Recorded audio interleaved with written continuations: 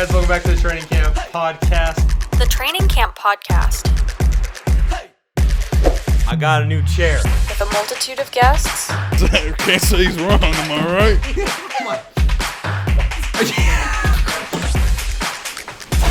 Oh, yeah. Dolphins. No, I really like. Stupid games. 5-0 last week. That's right. 5-0. Dak Prescott. You could lock up that 4 seed. Again, it's not blazing hot, 65 degrees. I'm going to do this for fun. They threw to Michael Thomas. The Heat. How? Chicago. Yes, you guys get an F. And a little too much personality. No. Last week. No, Ravens? Oh, fuck. Give me that. No way. There's no way. Hammering. Free. Really do not talk about him. This one's my fault. Flex the game. Here we go. But we're back. It's only been, oh God, how long has it been? I'm actually not used to this. I'm used to filming like regular YouTube videos where I can like mess up and then I just go, oh, this will be cut, and then I could redo it. I almost did that just twice now in the 30 seconds that we've been on air. Hi guys, I missed you guys. I missed the pod. If you're new here, up until like the middle of June, every single week I was doing a podcast called Training Camp Podcast, and basically we talk sports, but honestly it seems like you guys are just interested in football. So for right now, we're just going to focus on the football aspects of things, and when football and basketball merge, we'll talk about basketball as well, and we'll see if you guys still want me to talk about basketball as we go later into the year. But yeah, I mean, we're coming up on 40 episodes, which this is my most committed series ever, I believe. I mean, the fact that in 1 year I got to almost 40 episodes, it's pretty good. That's almost 40 out of 56 weeks in a year. So props. I mean, that's 16 weeks, and I did take like 4 weeks off the beginning. This isn't important. Welcome to Training Camp Podcast. Screw it. Let's just get into it. News of the week, baby. All right. So number one. Tyrod will be starting for the Texans in week 1. This means that Deshaun Watson's not going to play. Yeah, we know. He's on the roster, probably going to be traded. Or, hey, Deshaun, I kept you for a fantasy team, like, just in case you do play. Could you play for me? That'd be awesome. If you go to Miami, that'd be amazing. I'd love you in Miami. I'm happy you didn't go to Philly or Carolina, mainly because I'm happy for Sam Darnold. But, like, could you just play for the Texans to be like, hey, I still got it? And also, like, can you also not be guilty? Because then this looks really bad if you're guilty. And if you are guilty, never go to the NFL ever again, and you deserve to be prosecuted. But if you're not, we play for a fantasy team. Anyways. Number 2, the Ravens signed Le'Veon Bell to the practice squad. I think this is funny because I don't think Le'Veon's going to get that much playing time this season. I think it was more of just like they signed him because they need a good veteran in depth, because they did lose Hill a couple days ago as well. So now they're just down to their 2 main running backs, and they'll probably bring him off the practice squad and make him the third on the depth chart. But yeah, no, he's not going to be starting. And all this does is give Le'Veon the opportunity to bash a fourth head coach now, 3 of which of them have been great, if he does bash John Harbaugh in the same way he bashed Andy Reid, who's beloved by every player who's ever played for him, and Mike Tomlin, who is also beloved by every player who's ever played for him. And Adam Gase, I can maybe give Lev some credit for bashing because it's Adam Gase. Anyways, all right. Number 3, TJ Watt remains unsigned. What are we doing? If you don't know, I'm Pittsburgh fan. What are we doing? You think you just think we're gonna let him hit the free agency and we'll be the highest bidding team? No. Yeah, we have the most cap going to next season. We don't have to. Hello, JP. If you're not texting me, you're tweeting me. This is wild. Anyways, we need to sign him. And also, like, I love our GM so much. You've done so much for us since 2003. I admire you. Like, not signing Lev, probably the smartest thing in the world, because he's gone downhill, and we did offer him a pretty good contract, but the fact that he didn't take it. Anyways, like, this is something you need to change with. You need to give guaranteed money, because you don't want to give guaranteed money. That's what we need to do. Guaranteed money is a must right now, all right? This is the best edge rusher in football right now. Give him the money. Thanks. Next. Sticking with like money, the report came out that Devontae is most likely not going to be getting an extension from the Packers, or if he does, it's not anytime soon.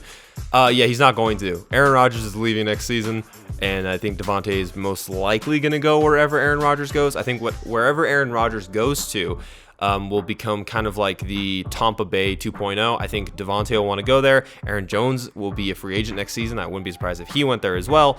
Randall Cobb, like just all of Rodgers' guys.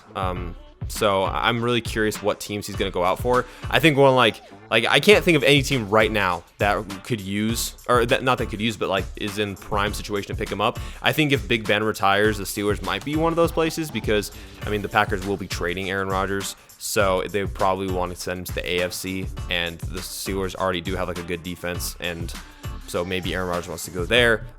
But that's a while away. But yeah, I don't know. The Packers are about to be a train wreck of a franchise in the next couple of years, even though I do like Jordan Love.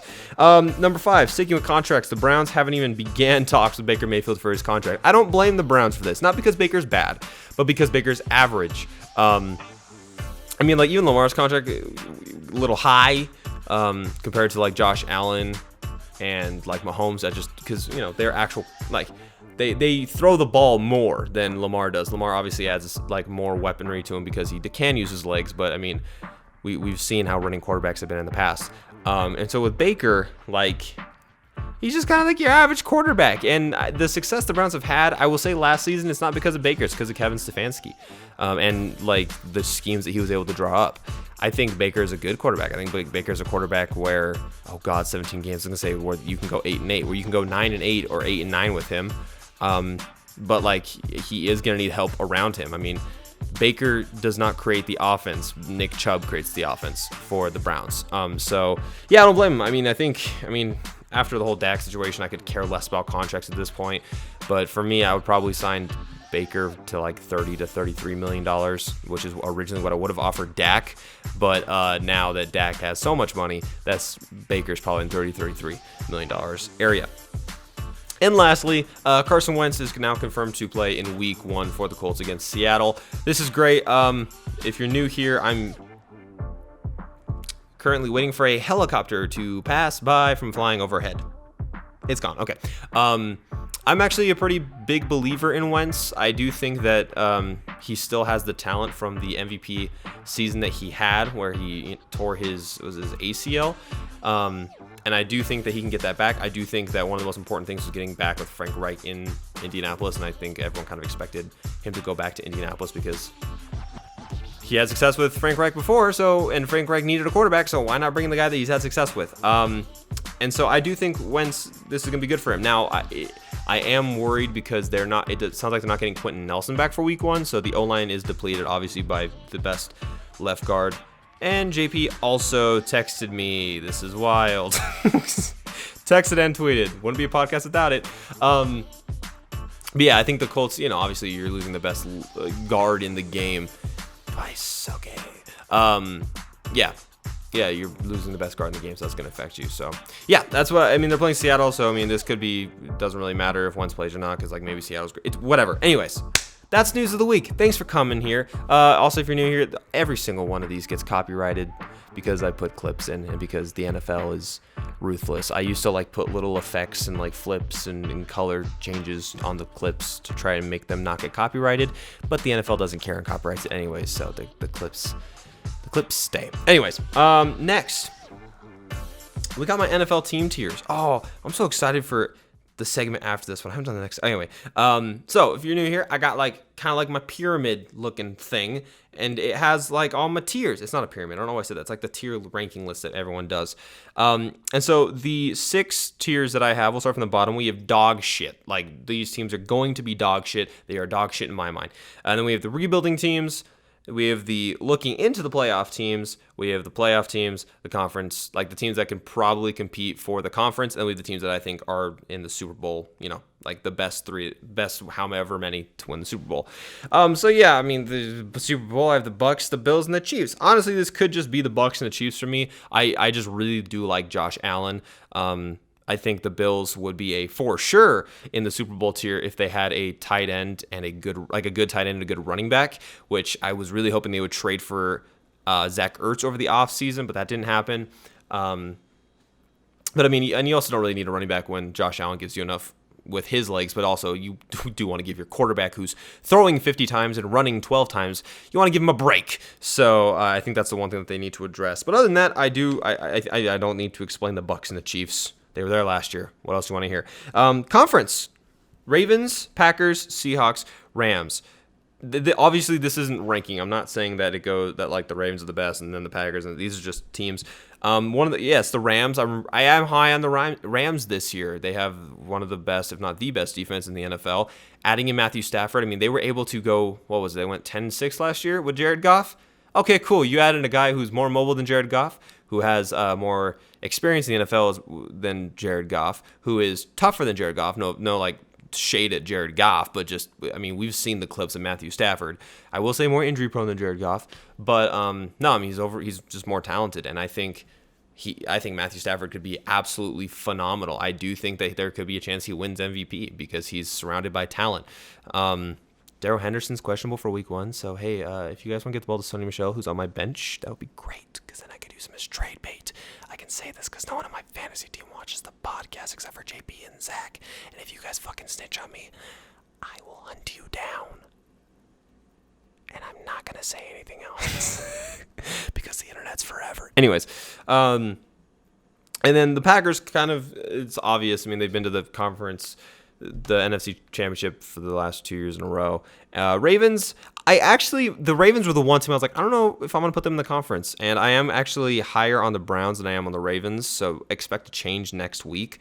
And then the Seahawks, I just believe in Russell Wilson, and I think that they're going to let him kind of operate the offense this year. Playoffs, Browns, Titans, Chargers, Steelers, Cardinals, Washington. Yeah, there's one team there that I was like, that's going to be controversial, and that's the Cardinals. Browns, I mean, they're obviously like the third best team in the AFC in my mind. The Titans, I am worried about the Titans. The Titans are a team that I almost did put looking in because they did lose Arthur Smith, so I am kind of worried about how their offense is going to look. The Chargers, I think the Chargers are going to be probably the fourth best team talent-wise in the AFC.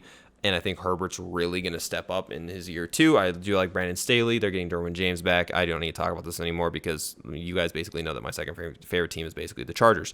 Also, shout out to JP, who texted me twice and tweeted me. Steelers, I know I'm a Steelers fan, but Big Ben lost weight. There's reports he's doing cardio. Never thought I would say those words in my life.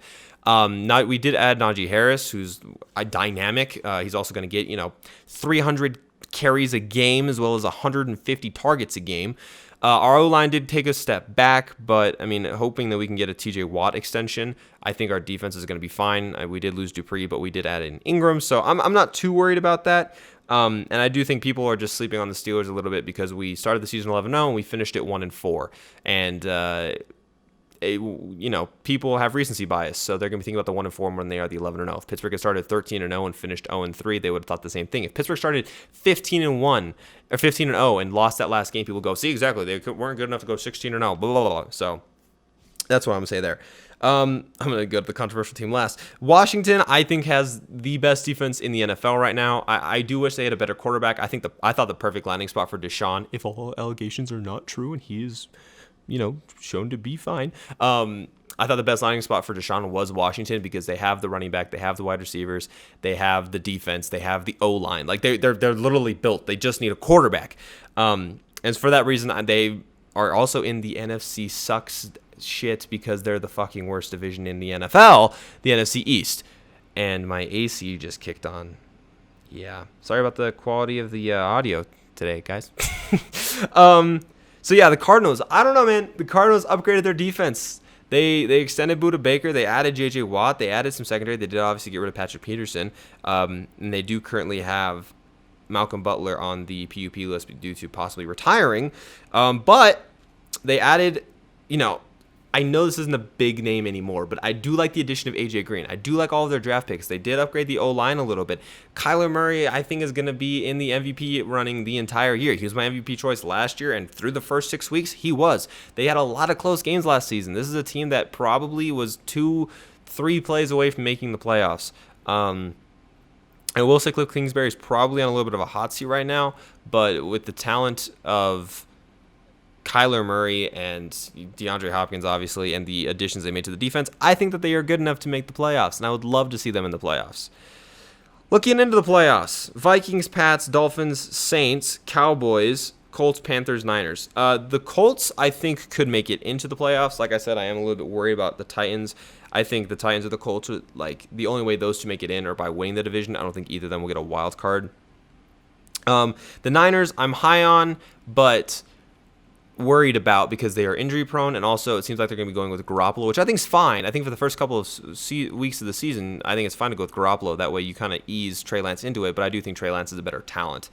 Let's talk about them later. The Vikings, I think their defense is going to take a step up. I do think Thielen's going to take a step back, but I think they're in a really bad situation because they have to play a bunch of talented teams this year. I don't think they can maybe sink into a wild card, but I don't know. Patriots, yeah, they're probably going to go 9-8 or 10-7. I do like how they went with Mac instead. I mean, Mac helps them have a good running game or a consistent running game, and also he's going to build up confidence wide receivers, and I expect Jacoby Myers and or Aguilar to have a good season, and I expect Hunter Henry and or Jonnu Smith to have a great season. The Dolphins, I'm not high on as much. I need to see Tua. I know it was his rookie season, so I'm not going to hate on him too much, but I want to see him a little bit more, and then I can give a better judgment on him. I like the running game. I like their defense. I do like the wide receivers. I like the addition of Will Fuller. I like their coach. I like their offensive line. It's just the quarterback for me. They're kind of like the Washington of the AFC. If they have a quarterback, then they're automatically one of the best teams and probably competing, not for the division because of the Bills, but for a playoff spot. Saints, yeah, I need to see Jameis. It's been a while since we've seen Jameis. They don't have Michael Thomas. The defense is fine, and they got everyone back on their defense.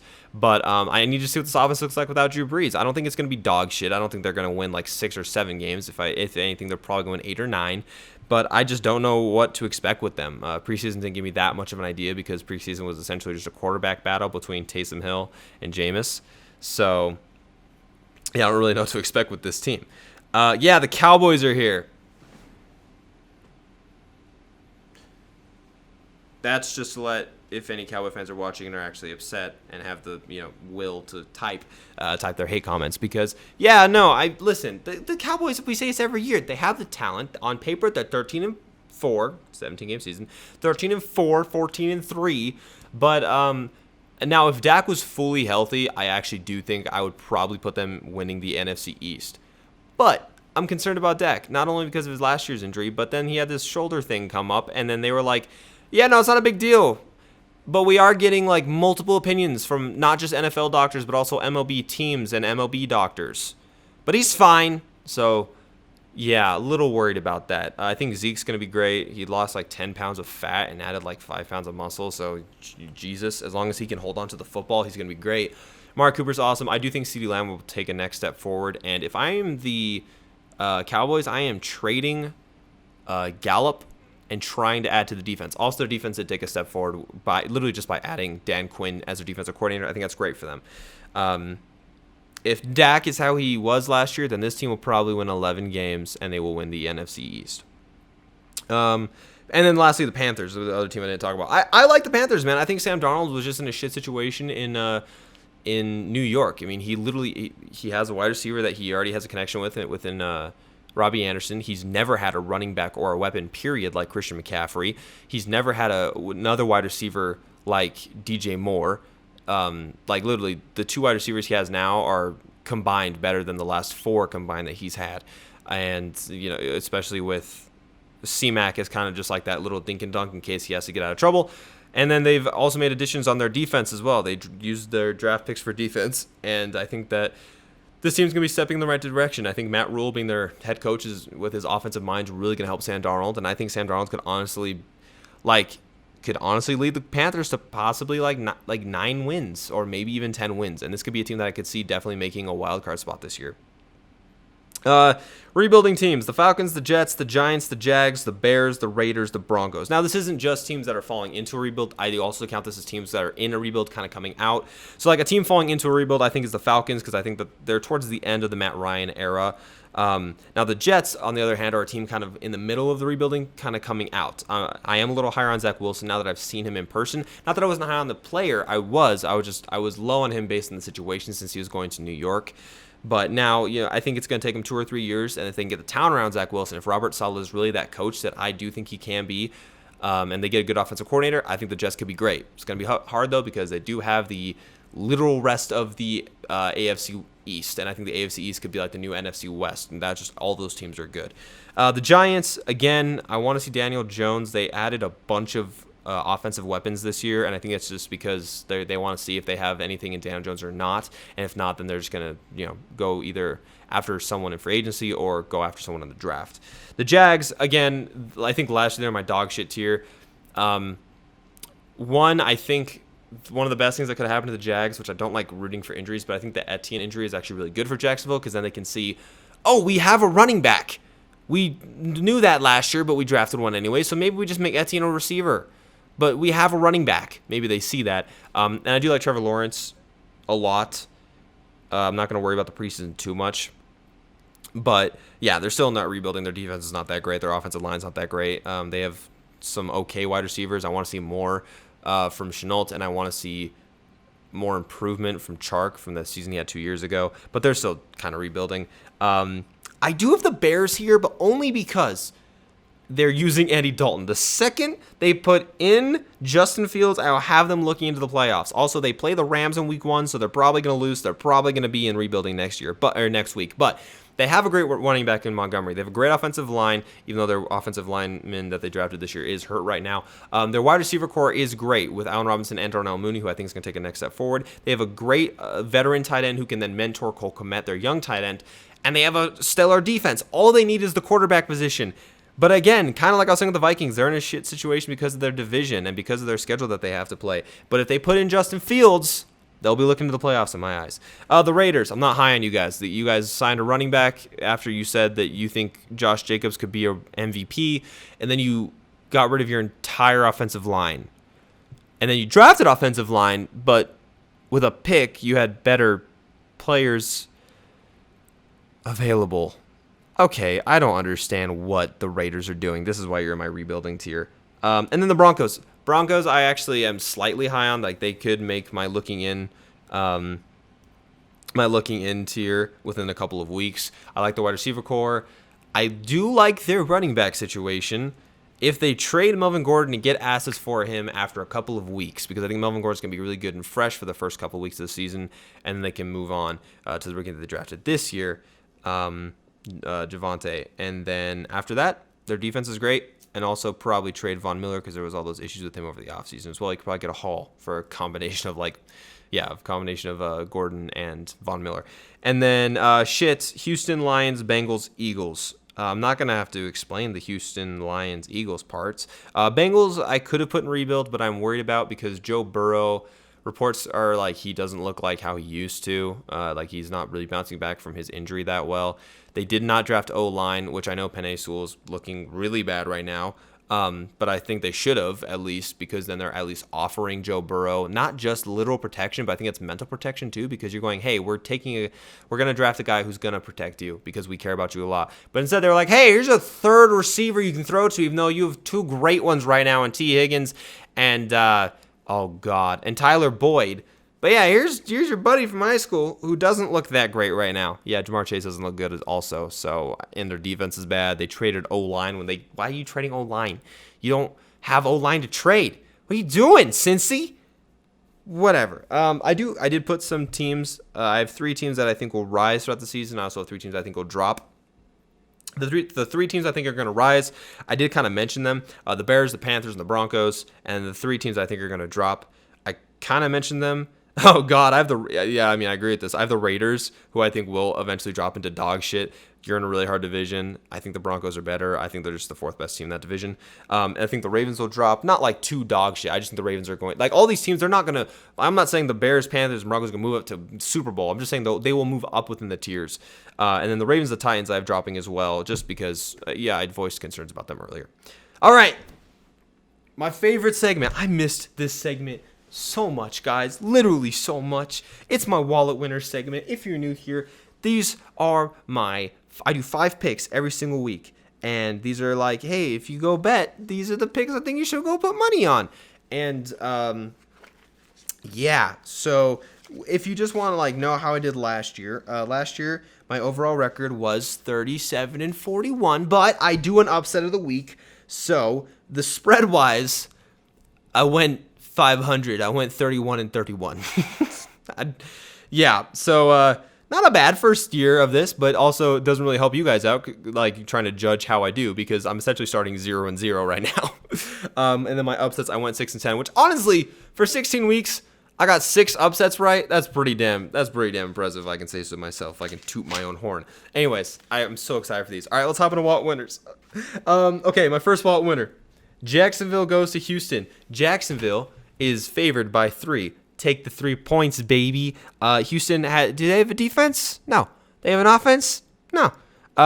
I think easily James Robinson could rush for 125 yards in this game because Houston doesn't have an offense or a defense. Well, offense either. But I don't think Robinson can do that all season, but I think against a team like Houston, I think he's just going to go apeshit.